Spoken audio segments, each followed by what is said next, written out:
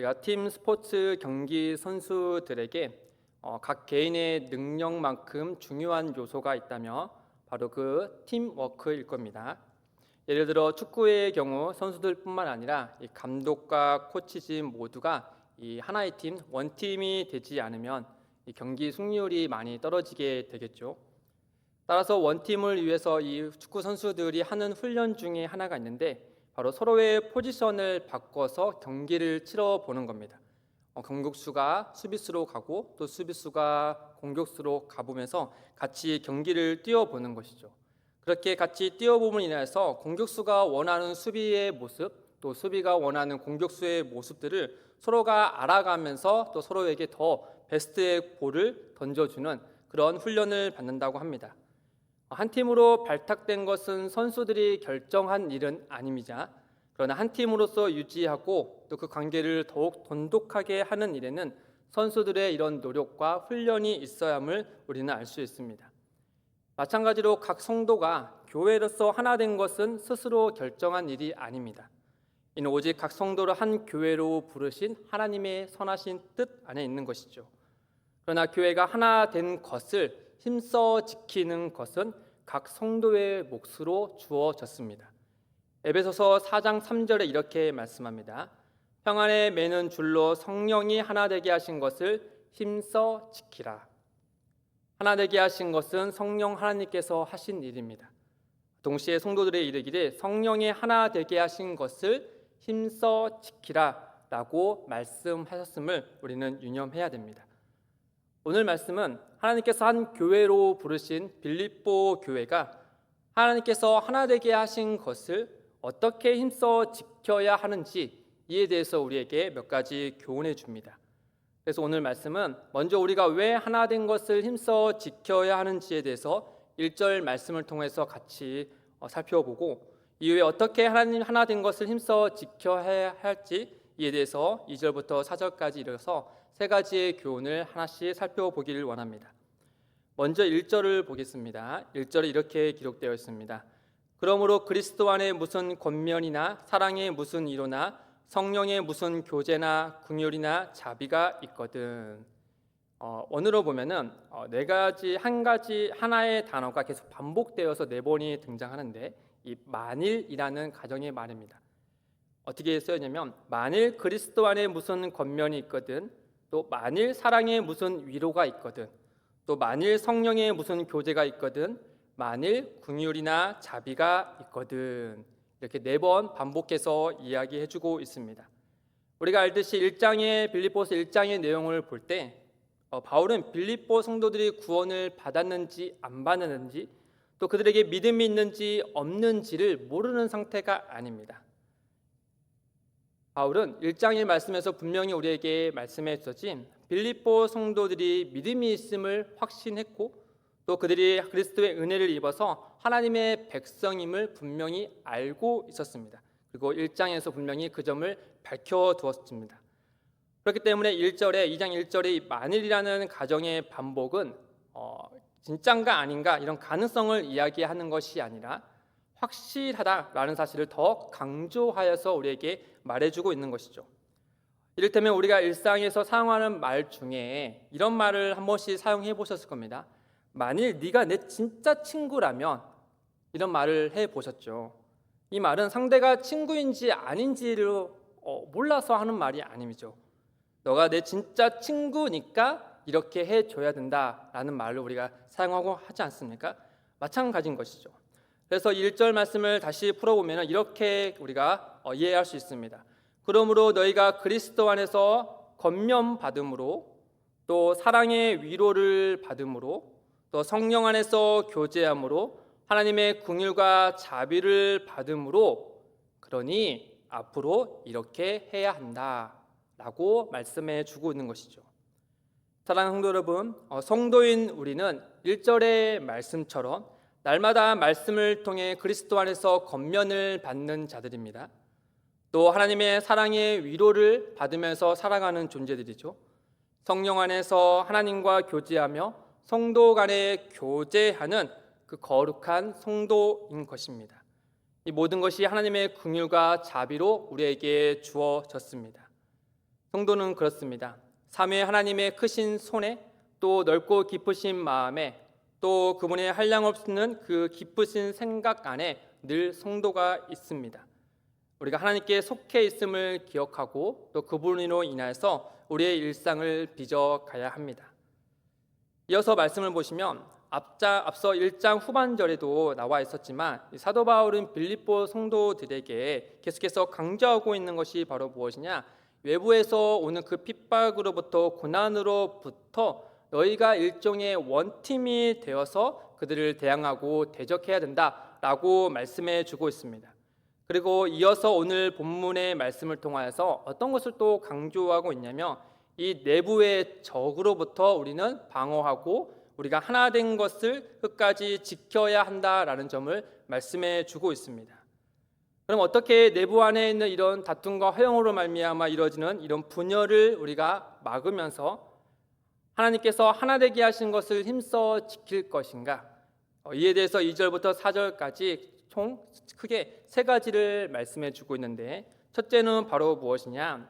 우리가 하나 된 것을 힘써 지키기 위해서 첫째는 같은 생각, 같은 마음을 서로 나눠야 하는 것입니다. 2절에 보시면 마음을 같이하여 같은 사랑을 가지고 뜻을 합하며 한 마음을 품어라고 되어 있습니다. 여기에 마음은 다른 번역서에는 생각이라고 이렇게 번역을 해놨습니다. 우리가 흔히 하는 말 중에 우리가 마음이 맞다, 또 안 맞다 할 때는 보통 이 마음이라는 것이 생각에 가까운 말이죠. 이처럼 마음을 같이하여서 한 마음을 품어라는 말을 좀 더 직역을 하자면 바로 무엇이냐? 같은 생각, 곧 같은 진리를 가져야 한다라는 것을 말씀해 주는 것이죠. 그럼 우리는 어떻게 같은 진리, 같은 가르침을 우리가 가질 수 있게 될 것인가? 답은 한 공동체가 그리스도 안에서 이 동일한 권면, 가르침을 받으면 됩니다. 같은 진리를 듣고 같은 진리를 배우는 건 매우 중요합니다. 교회의 각 성도가 마음을 같이 하고 한 마음과 한 뜻을 품기 위해서는 같은 진리를 듣는 것이 매우 중요한 것이죠. 그런 의미로 교회의 모든 성도들은 주일 예배를 통하여서 같은 말씀을 들어야 합니다. 바울은 분쟁과 다툼에 잦았던 고린도 교회에게 이렇게 권면했습니다. 고린도전서 1장 10절에 형제들아, 내가 우리 주 예수 그리스도의 이름으로 너희를 권하노니 모두가 같은 말을 하고 너희 가운데 분쟁이 없이 같은 마음과 같은 뜻으로 온전히 합하라. 같은 말을 하기 위해서는 같은 가르침을 받아야 하는 것입니다. 이 분열과 다툼이 나는 건 그리스도의 같은 진리를 듣지 않고 한 공동체가 같은 말을 듣지 않고 각자가 자기 진리를 듣기 때문에 그 안에 다툼과 허영과 분열이 생기는 것입니다. 따라서 교회는 하나님의 한 뜻을 같이 듣고 한 마음으로 함께 진리를 따라야 하는 것이죠. 우리 중에 여호수아에서 나오는 아관과 같이 하나님께서 이스라엘 백성에게 주신 말씀이 아닌 자기 진리를 가진 자들이 있다면 이스라엘이 아이성에게 패배하여 큰 슬픔을 맞이한 것처럼 우리도 그런 슬픔을 맞이하게 될지 모릅니다. 다 아시듯이 댐의 균열은 작은 구멍에서 시작되는 것을 우리는 유념해야 됩니다. 아울러서 마음을 같이 하는 것에 있어서 같이 가르침을 받는 것뿐만 아니라 또 동시에 중요한 것이 있다면 바로 같은 사랑을 가지는 것입니다. 진리는 사랑을 품고 가야 하며 또 사랑은 진리 위에 서 있어야 합니다. 고린도전서 13장 2절 말씀에 내가 예언하는 능력이 있어 모든 비밀과 모든 지식을 알고 또 산을 옮길 만한 모든 믿음이 있을지라도 사랑이 없으면 내가 아무것도 아니요. 진리는 반드시 사랑을 포함해야 됩니다. 우리가 마음을 같이 하기 위하여서 바울은 여기에 서로 사랑하라는 말 대신에 같은 사랑을 가져야 된다라는 점을 말했다는 점을 우리가 기억해야 됩니다. 교회의 하나됨의 시작은 하나님께서 교회를 사랑하셨기 때문에 시작된 것이죠. 그리스도 예수의 피값으로 말미암아 하나님께서 사랑을 교회에게 부어주심으로 교회가 한 공동체로 부름을 받았습니다. 교회의 하나됨은 하나님의 사랑으로부터 시작된 것이니 그 그 교회의 하나됨의 중심에는 진리와 더불어 하나님의 사랑을 가지고 있어야 하는 것이죠. 사랑하는 성도 여러분, 매 주일 예배 때마다 우리가 담임 목사님을 통하여서 하나님의 말씀을 함께 듣고 있는 것에 대해서 정말 우리가 기억을 해야 됩니다. 그 말씀이 우리고 하여금 마음을 같이하게 하고 또 같은 사랑을 가진 공동체로서 한 뜻과 한 마음에 되게 하신다는 것, 그 말씀이 우리 공동체를 더욱 하나 되게 한다는 사실을 우리는 기억해야 되는 것이죠. 분열과 다툼을 조장하는 사탄은 한 공동체가 한 마음으로 예배하며 말씀을 듣는 걸 매우 싫어합니다. 따라서 우리는 또 내가 속한 가족뿐 아니라 우리의 구역원들, 또 한 번이라도 대화하면서 관계를 맺었던 이들 가운데 혹시라도 그들이 주일 예배의 말씀을 듣지 않았다면 우리는 그들로 하여금 함께 예배하고 하나님의 말씀을 함께 듣자라고 권면해야 되는 것이죠. 이게 바로 성령께서 하나 되게 하신 것을 같은 진리를 가지고 힘써 지키는 길입니다. 또한 구역에서 주일에 들은 말씀을 서로 나누는 것도 매우 좋은 것이죠. 하나님께서 한 공동체에 주신 말씀이지만 그 말씀이 각 개인의 심령에 들어와 역사한 이야기를 구역원들이 함께 모여서 서로 이야기하고 나눌 때 하나님께서 내게 역사하신 그 은혜가 저에게도 역사하시고 우리 공동체 가운데 역사하셨다는 사실을 그 구역 모임 가운데 생생히 경험하여서 하나님께 영광을 드리게 되는 것입니다. 성령 안에서 서로가 서로에게 은혜가 되는 놀라운 역사를 구역 안에서 우리가 함께 경험하게 될 때 우리는 서로를 위하여서 더욱더 뜨겁게 기도하게 되는 것이죠. 이것이야말로 말씀 안에서 하나됨을 힘써 지키는 길이 됩니다. 사랑하는 부모님들, 주일 오후에 또 저녁에 온 가족이 모여서 함께 은혜를 나누는 시간을 세상에 빼앗기지 마시기 바랍니다. 함께 모여서 부모님들이 들은 하나님의 말씀을 은혜를 누렸던 것을 자녀에게 전해주십시오. 또 자녀에게도 하나님께서 각자에게 주신 그 은혜를 같이 이야기하게 하십시오. 단 취조하듯이 하지 마시고 정말 하나님께서 우리 자녀들에게 주신 은혜가 무엇인지 진심으로 알고자 하는 마음으로 정말 하나님께서 부모에게 자녀에게 하나님께서 우리 가족에게 주신 은혜가 무엇인지를 정말 알고자 하는 마음으로 자녀에게 물으시길 바랍니다. 그럴 때 성령께서 그 말씀 가운데 우리 가족 가운데 어떻게 역사하셨는지를 그 저녁 시간에 누리게 될 것입니다. 다음으로 어떻게 하나됨을 힘써 지킬 것인가, 둘째는 겸손한 마음으로 서로 존중하는 것입니다. 3절에 보시면 아무 일이든지 다툼이나 허영으로 하지 말고 오직 겸손한 마음으로 각각 자기보다 남을 낮게 여기고 라고 말씀합니다. 다툼은 이기적인 야망과 야심 때문에 생기는 것이겠죠. 또 허영이란 말은 정말 겉으로는 화려하고 아름답게 보이지만 속은 텅 비었다라는 것이 아니겠습니까? 결국에 다툼이나 허영이나 중심되는 그 의미는 자기 자신을 기쁘게 하는 것에 오직 매몰되어 있는 그 모습을 우리에게 말씀해 주고 있는 겁니다. 사람들을 속이면서까지 자기 자신을 남들보다 높이 세우려는 그 이기적인 야망과 허영이 하나된 공동체를 금해가게 하고 분열을 낳게 하고 결국 무너뜨리게 하는 것입니다. 따라서 바울은 그들에게 두 번째로 권면하기를 겸손한 마음으로 각각 자기보다 남을 낮게 여기라, 높여라, 존중하라 라고 말씀해 주고 있습니다. 여기에 여기다라는 말은 어떤 것을 가치 있다라고 여긴다라는 뜻입니다. 그러니까 이 가치 있다고 여기는 이 말에는 일종의 이 셈이 들어가 있습니다. 계산하다라는 의미가 들어 있는데요. 우리가 물건 살 때 그냥 사지 않지 않습니까? 그만한 가치가 있는지 충분히 검토하고 신중하게 고려해서 구매를 하는 것이죠.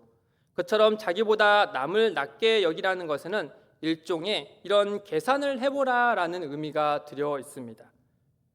즉 세상의 가치 속에서는요, 이 겸손한 마음으로 남을 나보다 낮게 여기는 것은 손해입니다. 더군다나 당시의 겸손은 종과 같은 노예들에게나 해당되는 것이었지 일반인들에게는 갖고 싶지 않은 덕목 중에 하나였습니다. 그러나 세상과 달리 하나님은 이 겸손한 자들에게 그들에게 손을 들어주시고 그들에게 귀를 기울여 주신다라고 우리에게 말씀해 줍니다. 즉 세상은 손해다라고 말하지만 하나님은 그것이 큰 기쁨이고 복이다라고 말씀하고 있는 것이죠. 시편 10장 17절 말씀에 여호와여 주는 겸손한 자의 소원을 들으셨사오니 그들의 마음을 준비하시며 귀를 기울여 들으시고, 잠언 3장 34절에 진실로 그는 거만한 자를 비우시으며 겸손한 자에게 은혜를 베푸시나니, 이외에도 겸손한 자에게 은혜를 베푸시겠다라는 하나님의 말씀이 구약에 넘쳐납니다.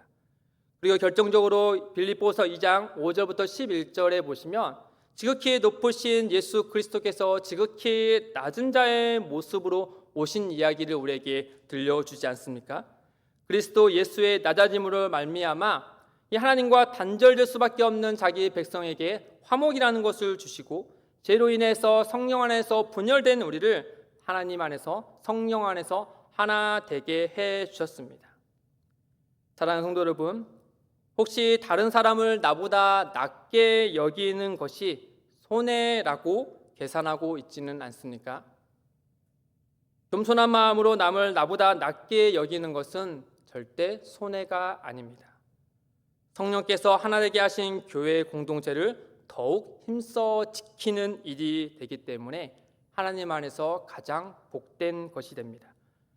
하나님께서 나뿐만 아니라 겸손한 마음으로 남을 낮게 여긴 나를 통해서, 그리고 상대방을 통해서, 또 우리를 통해서 우리의 공동체를 더욱 아름답게 빛나게 하실 것입니다. 이 일에 누구든 먼저 시작하시기를 주님의 이름으로 소망합니다. 로마서 12장 10절 말씀입니다. 우리 같이 한번 읽겠습니다. 형제를 사랑하여 서로 우애하고 존경하기를 서로 먼저 하며, 그 복된 길을 먼저 선택하여 행하시길 바랍니다. 마지막으로 어떻게 하나됨을 지킬 것인가? 마음을 같이 하고 겸손한 마음으로 서로를 존중하고, 그리고 마지막으로 우리에게 이르기를 각각 다른 사람의 일을 돌보라 라고 말씀해 주고 있습니다. 4절 말씀에 각각 자기 일을 돌볼 뿐더러 또한 각각 다른 사람들의 일을 돌보라 라고 말씀해 주고 있습니다. 바울은 자기 일을 돌보지 말고 다른 사람의 일을 돌보라 라고 하지 않았습니다. 앞에 나온 것처럼 이기심으로 자기 자신만 돌보지 말고 다른 사람의 일도 같이 돌보라 라고 말씀해 주고 있는 것이죠. 여기에 돌보다라는 말에는 무언가를 주목하다라는 말이 깃들어 있습니다. 그러니까 관심을 가지라라는 것이죠. 우리가 누군가에게 돌볼 때 먼저 그 돌봄의 시작은 관심으로부터 시작되는 것이 아니겠습니까? 상대가 어떠한 모습에 있는지 그것을 우리가 깊이 있게 또 주목하여서 관심을 가질 때 그가 무엇을 필요로 하는지, 어떤 것을 돌보아야 되는지를 우리가 알게 되는 것이죠. 따라서 돌봄 자체가 하나됨을 지켜주는 것도 있지만 그 돌봄을 위해서 관심을 갖고 관계를 맺고 또 무언가를 건네주는 그런 모든 과정을 통하여서 성령께서 하나 되게 하신 것을 더욱 힘써 지키는 길이 되는 것입니다. 돌봄은 관심에서 시작하는 것입니다. 사랑하는 성도 여러분, 여러분의 관심은 누구에게 쏠려 있습니까? 자기 자신입니까? 아니면 다른 누구에게 관심이 쏠려 있습니까? 그런데 이건 꼭 기억하시길 바랍니다. 우리 주 하나님은 항상 우리에게 관심을 갖고 계십니다. 그래서 우리에게 날마다 은혜로 돌봐주시는 것이죠. 결론적으로 사도 바울은 각각 다른 사람의 일을 돌보아 마음을 같이하여서 마지막에 나의 기쁨을 충만하게 하라라고 말씀해 주고 있습니다. 여기에 나의 기쁨은 벌립보 교회를 영적으로 낳은 아버지로서의 마음이 있습니다. 자녀들이 성도 형제가 화기애애하고 형제 우애가 좋은 모습을 볼 때 부모님의 마음이 기쁘지 않습니까? 그런 기쁨이 바울에게도 있기 때문에 나의 기쁨을 충만하게 하라 이렇게 권면하고 있는 것이죠. 그와 동시에 바울의 나의 기쁨을 충만하게 하라는 말은 비단 바울 한 사람에게만 기쁨을 충만하게 하라는 말씀은 아닙니다. 1장 20절에 보시면 바울은 살든지 죽든지 내 몸에서 그리스도가 존귀하게 되는 것이 그의 삶의 목적이며 전부라라고 했습니다.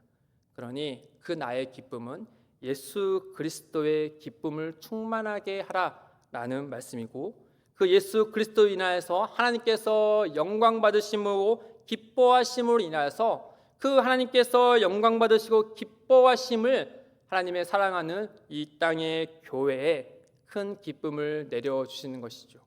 결국 바울은 자기의 기쁨으로 시작하여서 하나님께 기쁨이 되어지고, 하나님의 기쁨 안에서 온 교회가 주 안에서 기뻐하기를 바라는 마음으로 마음을 같이하여 성령께서 하나 되게 하신 것을 힘써 지키라 라고 말씀해 주고 있는 겁니다. 사랑하는 성도 여러분, 말씀을 맺겠습니다. 성령께서 하나 되게 하신 것을 힘써 지키는 것이 우리 각자에게 더 채울 수 없는 충만한 기쁨이 되기를 원합니다. 혹여나 부부간에 기쁨이 없습니까? 또 가족의 기쁨을 드려오고 싶습니까? 그리스도의 말씀과 또 하나님의 사랑으로 서로 존중하며 서로에게 관심을 갖고 돌보아서 하나님이 주시는 그 기쁨을 우리의 가정에, 우리의 부부에, 또 우리의 공동체에 아름답게 드려오시기를 주님의 이름으로 간절히 소망합니다. 우리 함께 찬양하며